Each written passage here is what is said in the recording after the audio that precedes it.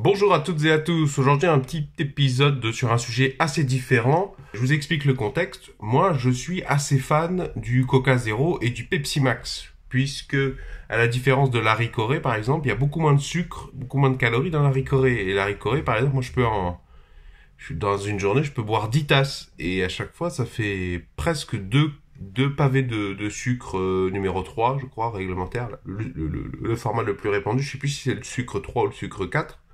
Et bon, ingérer du sucre simple comme ça toute la journée, c'est pas très bon pour la santé, donc j'aime bien comment dire, les sodas avec de l'aspartame. Or, il se trouve que régulièrement, à la télévision sont diffusés des documentaires qui alertent sur l'aspartame et les effets sur la santé. Moi, je regarde pas la télévision parce que je pense que c'est un outil de désinformation et d'abrutissement des masses.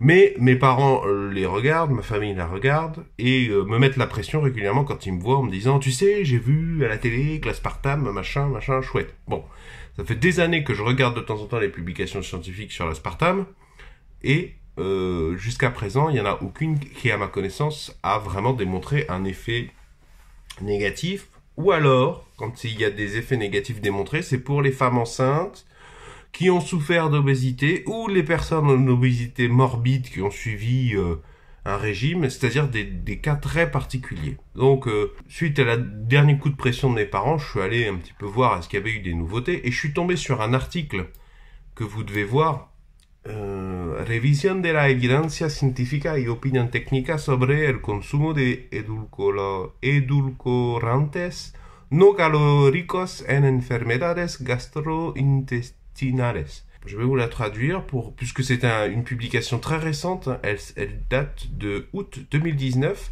Je vais vous la traduire parce qu'elle est accessible gratuitement, ça c'est un bon point. Il y a beaucoup de publications qui ont des enjeux derrière pour le grouillot comme vous et moi, le pecno, le français moyen, très intéressantes, mais qui sont payantes. Donc plus difficilement accessibles. Ce qui est très intéressant, c'est que il y a beaucoup d'auteurs, quoi. Il y a 1, 2, 3, 4, 5, 6, 7, 8, 9, 10, 11, 12, 13, 14, 15, 16, 17. 17 auteurs qui viennent d'un hôpital de Mexico, 2 hôpitaux de Mexico, 3 hôpitaux différents, un institut de sciences médicales, 2 médecins privés de gastro-entérologie, le département d'enseignement et de recherche d'un autre hôpital encore de Mexico, 2 départements différents de l'Institut national des sciences médicales et de la nutrition de Mexico. Donc tout ça confère a priori un point de vue assez global, assez exhaustif, assez multi-pluridisciplinaire sur un aspect de la question.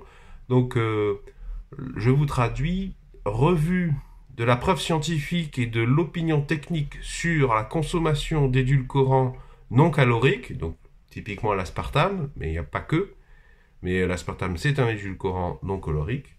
Revue de la preuve scientifique et de l'opinion technique sur la consommation d'édulcorants non caloriques sur les maladies gastro-intestinales. Alors je ne vais pas tout vous lire parce que ça ne présenterait pas d'intérêt. De toute façon, sachez que les chercheurs dans un domaine, quand ils découvrent quand ils s'intéressent à une publication, qu'ils veulent en absorber rapidement le contenu pour savoir un petit peu quel est le rapport avec leurs propres travaux, est-ce que ça va dans le même sens? Ça, c'est important quand vous publiez un article de vérifier que vous allez dans le même sens ou pas, et si vous n'allez pas dans le même sens que la littérature existante, pourquoi? Il va falloir systématiquement l'expliquer. Donc, disais-je, les chercheurs expérimentés lisent en premier le résumé ou les objectifs annoncés, à la limite l'introduction et surtout la conclusion. Donc nous, on va lire qu'une partie, on va certainement pas lire matériel et méthode, de toute façon, ça serait très rébarbatif et moi je suis absolument pas compétent dans le domaine puisque j'ai fait une thèse dans un autre domaine que je vous mets les références de ma thèse dans la description. Je ne saurais avoir de regard critique sur le matériel et méthode. Donc le résumé. Cette revue de l'Association mexicaine de gastro-entérologie sur les édulcorants non caloriques, donc ils appellent ça ENC dans toute la revue, a été réalisé avec pour objectif d'analyser et répondre grâce à une revue ample, une revue bibliographique ample. Oui, donc c'est pour ça qu'ils sont beaucoup. Et c'est un regroupement de revues, d'articles scientifiques et comités de lecture. Donc le but, disais-je, c'est d'analyser et répondre à travers la littérature scientifique à quelques-unes des questions et des préoccupations les plus fréquentes sur l'ingestion des édulcorants non caloriques, les ENC, chez les patients qui ont des problèmes gastro-intestinaux. Un groupe de gastro-entérologues, d'experts en nutrition, en toxicologie, en microbiologie et endocrinologie auront révisé, travaillé et analysé la littérature publiée sur ce sujet. Le groupe de travail a généré des conclusions basées sur la preuve scientifique publiée pour émettre une opinion sur l'ingestion des ENC. Dans ce sens, la preuve scientifique existante, à ce jour, ne confirme pas le potentiel cancérigène des ENC. Cependant, les études évaluées montrent que la saccharine, donc la saccharine, c'est la saccharine, c'est un des plus anciens, nous dit Wikipédia, édulcorants artificiels. Elle est référencée sous le numéro E954. La saccharine a un pouvoir sucrant 300 à 400 fois plus élevé que le sucre, mais a un arrière-goût métallique ou amer déplaisant, particulièrement à haute définition. Donc, disais-je, je reprends. Dans ce sens, la preuve scientifique existante à ce jour, donc à ce jour, ça a dû être écrit quelques mois avant août 2019, ne permet pas de confirmer le potentiel cancérigène des ENC. Cependant, les études évaluées, donc prises en compte dans leur travail, ont montré que la saccharine pourrait avoir un effet inflammatoire, pro-inflammatoire, donc pré-inflammatoire en français. Et alors, les polyols, c'est une autre catégorie d'édulcorants. Je vous mets un article là sur Doctissimo, je vous le mettrai dans la description sous la vidéo rapidement. Ce sont des édulcorants qu'on appelle de charge, qu'on utilise beaucoup dans les bonbons, les chewing-gums, les chocolats. Bon, ça c'est des choses que je mange pas. Les polyols sont fabriqués industriellement, mais sont présents naturellement en petite quantité dans les végétaux. Donc par exemple, le sorbitol est un polyol, le mannitol, l'isomalt, le maltitol, le lactitol, le xylitol. Quoi qu'il en soit, l'aspartame, donc ce qui nous regarde, nous, dans le Coca Zéro et dans le Pepsi Max, ce n'est pas un polyol. Par contre, il y a de l'E150D. Oui, c'est le côté caramel, parce que la couleur noire du Coca, je ne sais pas si vous le savez, ça vient justement de ce colorant qu'on appelle caramel 4. Il faudrait s'intéresser justement à la toxicité de ça, de l'E150D également dans le Coca Zéro, le Pepsi Max, mais nous, on va juste aujourd'hui parler de l'aspartame. Donc je continue ma lecture. On disait que la saccharine pourrait avoir un effet pré-inflammatoire et les polyols peuvent causer des symptômes et des manifestations gastro-intestinales selon le type et les doses de la composition. L'ingestion de xylitol, érythrol, sucralosa, aspartame, acésulfame, K et saccharina pourrait augmenter la sécrétion d'hormones gastro-intestinales régulatrices de la mobilité intestinale. Alors, les glucosides de stéviol pourraient avoir un effet favorable sur le pourcentage de graisse hépatique. Donc, les glucides de stéviol, ce sont des composés chimiques qui donnent un goût sucré, nous dit Wikipédia, et qui viennent de feuilles de plantes sud-américaines, Stevia rebaudiana. Voilà, tout ce qu'on appelle stevia en général, l'appellation commerciale stevia, ça désigne des produits qui sont des glycosides de stéviol. Et donc, ces glucosides pourraient avoir un effet favorable sur le pourcentage de graisse hépatique. Nous devons être prudents quand nous recommandons l'ingestion d'aspartame aux patients avec des hépatites chroniques parce que il diminue, donc l'aspartame, parce que il diminue la relation entre aminoacides de chaque ramification et les aromatiques. Bon, j'ai pas compris cette phrase et puis elle m'intéresse moins.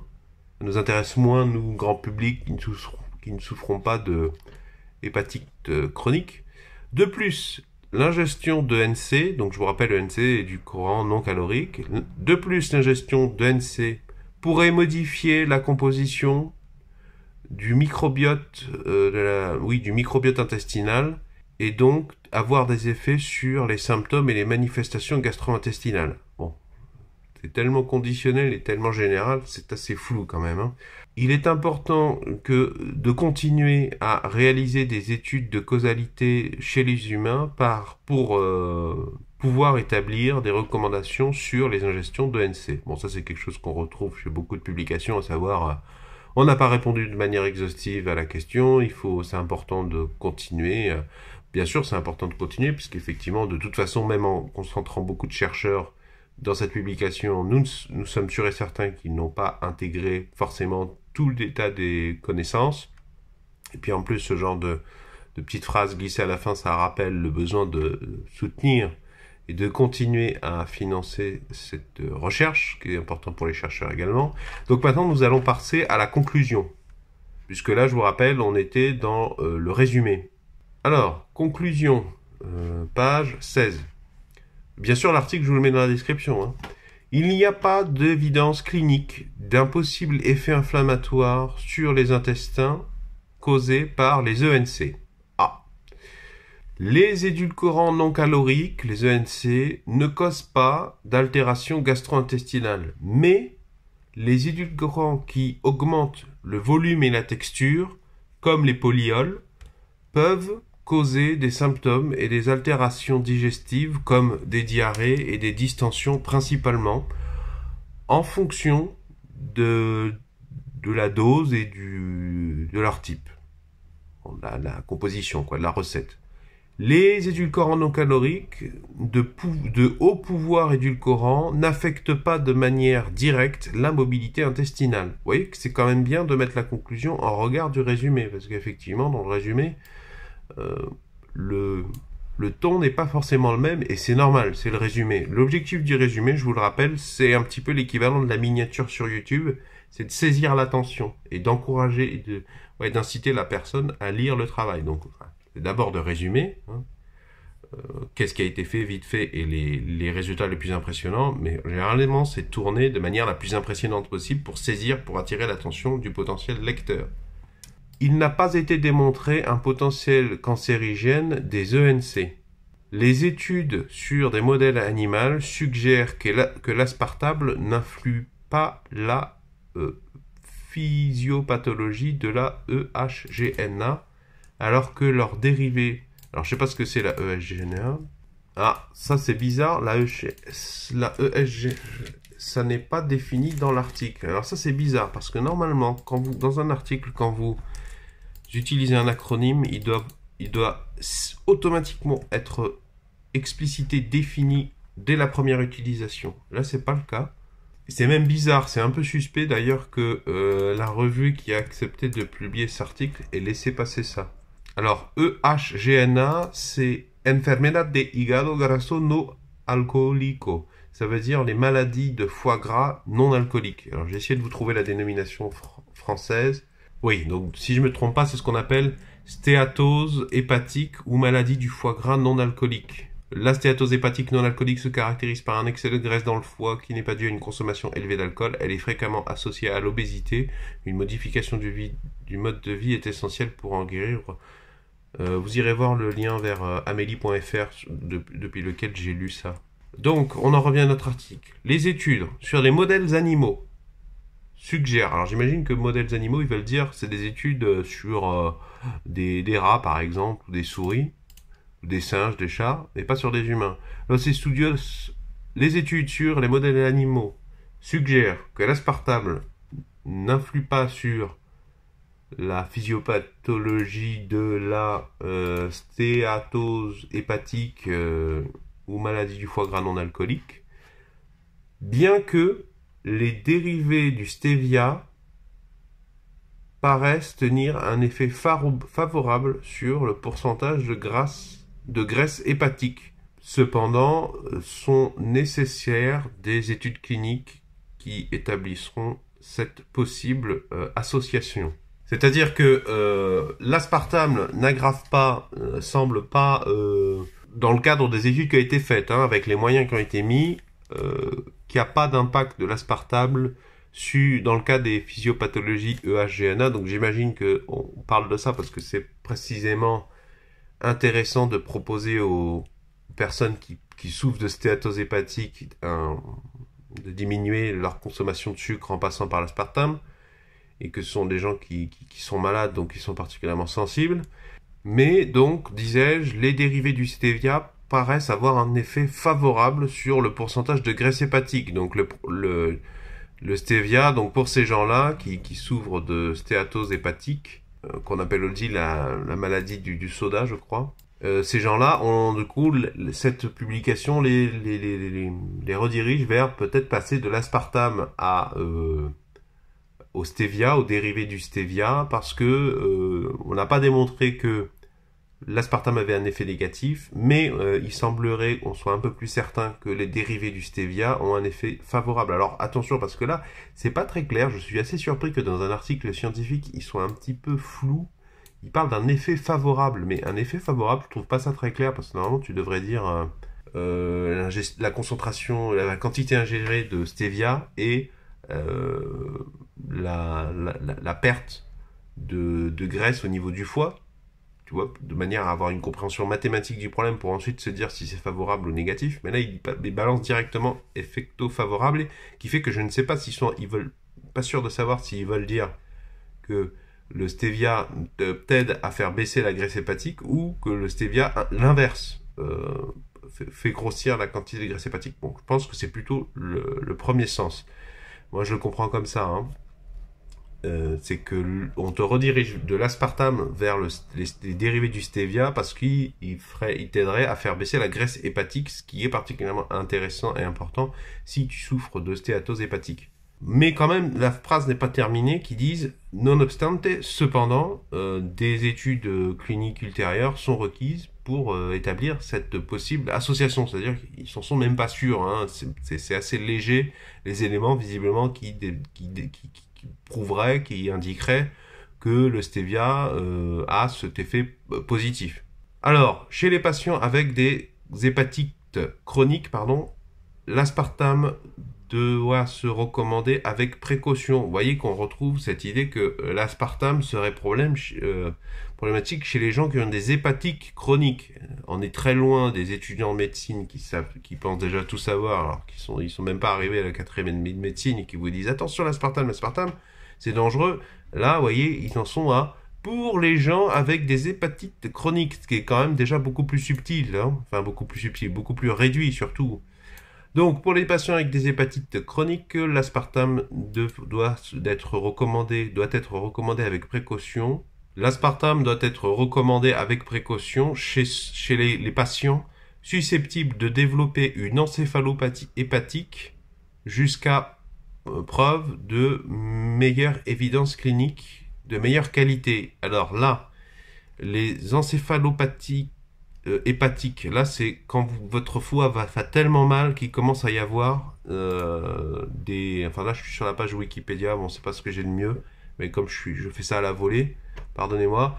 Donc, c'est quand votre foie va tellement mal que vous commencez à avoir des modifications de l'état de conscience, du comportement, des changements de personnalité, des signes neurologiques, et des changements de l'électroencéphalogramme. Enfin, c'est-à-dire que votre cerveau commence à être atteint parce que votre foie est trop dégradé, quoi. Puisque le foie, c'est un organe qui filtre beaucoup de choses, et quand il y a beaucoup de cochonneries qui se retrouvent dans votre sang parce que c'est pas filtré, inévitablement ça va partout, et notamment dans le cerveau. Donc là, vous voyez que ça parle des gens qui souffrent d'hépatite chronique.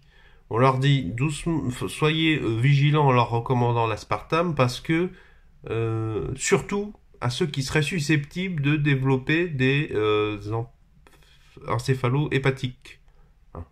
Et attention, c'est une précaution en fait, si je comprends bien dans le sens où c'est écrit, c'est une précaution parce que on n'a pas encore, c'est en attendant d'avoir d'autres études cliniques qui démontraient ou qui invalideraient que l'aspartame serait bon ou mauvais dans ces cas-là. Les études sur des modèles expérimentaux montrent des changements de la composition du microbiote intestinal associés à la consommation de ENC. Donc, c'est-à-dire que il y a des études sur des modèles expérimentaux, mais alors là, il n'y a aucune citation. Bon, il faudrait que... C'est dommage, c'est dommage. C'est dommage, mais il faudrait peut-être lire Matériel et méthode. Mais là, j'aurais bien aimé de savoir de quoi ils parlent quand ils disent des études sur des modèles expérimentaux montrent que la consommation, mais on ne sait pas dans quelle quantité, dans quel ordre de grandeur, de NC, donc j'imagine d'aspartame, ça inclut les aspartames, modifie la composition du microbiote intestinal. En un sens, en allant un petit peu volontairement dans la provoque, tu manges des choses différentes, ça modifie la composition des bactéries dans ton tube digestif. Bon, on s'y serait un petit peu attendu, hein. Plus d'études cliniques sont requises pour pouvoir définir si ces changements, donc changements composition du microbiote intestinal, ont un impact sur le microbiote intestinal humain et ses conséquences sur la santé digestive. Oui, donc, si je comprends bien, quand ils disent des études sur les modèles expérimentaux montrent des changements de la composition du microbiote intestinal associés à l'ingestion de NC, ça veut dire que c'est pas sur des humains, ce qu'ils appellent modelos experimentales. Puisqu'après, ils disent, sont requis plus d'études cliniques pour pouvoir définir si ces changements ont un impact sur le microbiote intestinal humain et ses conséquences sur la santé digestive. Alors, un petit rapide... ce qui est bien dans les articles scientifiques, c'est qu'il y a... Normalement, il doit toujours y avoir des précisions sur comment a été financée l'étude et quels sont les conflits d'intérêts, parce qu'il y a toujours des conflits d'intérêts plus ou moins importants, et c'est bien d'être transparent puisque ça permet à chacun de se faire son idée. Donc, rapidement, ils disent que l'Association mexicaine de gastroentérologie, donc qui fait partie, c'est une partie des chercheurs auteurs de cette étude, obtient des financements sans condition de finalité d'un institut de boissons de Coca-Cola du Mexique. C'est-à-dire que la firme Coca-Cola, l'institut de boissons de Coca-Cola du Mexique finance une partie de ses recherches, au moins une partie de ses recherches, mais c'est précisé qu'il n'y a pas de conditions à des fins logistiques. Alors, je ne sais pas trop ce que ça veut dire, mais visiblement, il n'y a pas trop de... ils donnent de l'argent, mais ils n'ont pas forcément droit de regard sur les conclusions des articles. Ça aurait mérité d'être un petit peu explicité. J'imagine que c'est pas explicité parce que c'est quelque chose d'assez courant dans ce domaine d'études. Conflit d'intérêts. Donc là, il nous explique un petit peu chaque auteur, conférencier dans telle ville. Bon, je vous laisse aller voir, c'est pas passionnant. En fait, ça révèle que l'essentiel des auteurs sont essentiellement des conférenciers. Voilà, vous voyez qu'avec cette conclusion, on n'est pas beaucoup plus avancé, hein. Bon, ça fait quand même un sacré paquet d'équipes de médecins, de chercheurs en biologie médicale qui essaient de démontrer la nocivité de l'aspartame sans y arriver. Alors, je vous rappelle que c'est pas parce qu'on n'arrive pas à démontrer, qu'on n'a pas démontré le caractère toxique de l'aspartame qui n'existe pas, hein. Malheureusement, si c'est aussi simple que ça serait cool, mais non. Le sujet m'intéresse, puisque si jamais l'aspartame il était révélé que ce soit mauvais pour la santé, j'aimerais en avertir le plus tôt possible. Si le sujet vous a plu, est-ce que vous pouvez laisser un pouce vers le haut, s'il vous plaît. Je vous invite à vous abonner à cette chaîne YouTube. Si le sujet vous a intéressé particulièrement par rapport aux autres sujets, parce que je fais des choses très diverses et variées sur cette chaîne, vous avez vu, je fais un débunkage de Michel Drac, et là je parle d'aspartame, c'est quand même très différent. Donc dites-moi si vous voulez qu'on fasse d'autres lectures du même type sur le sujet de l'aspartame en particulier, parce que c'est celui qu'on retrouve dans le Coca Zéro et le Pepsi Max. Donc pour moi, c'est celui sur lequel il y a le plus dans ma vie d'importance. Donc dites-moi, est-ce que vous voulez d'autres épisodes sur ce sujet? Si vous avez d'autres publications récentes sur le sujet de l'aspartame, envoyez-les-moi s'il vous plaît. Vous trouverez mon mail dans la section à propos. Voilà, vos questions sont les bienvenues. Et abonnez-vous à cette chaîne YouTube si vous aimez discuter de science.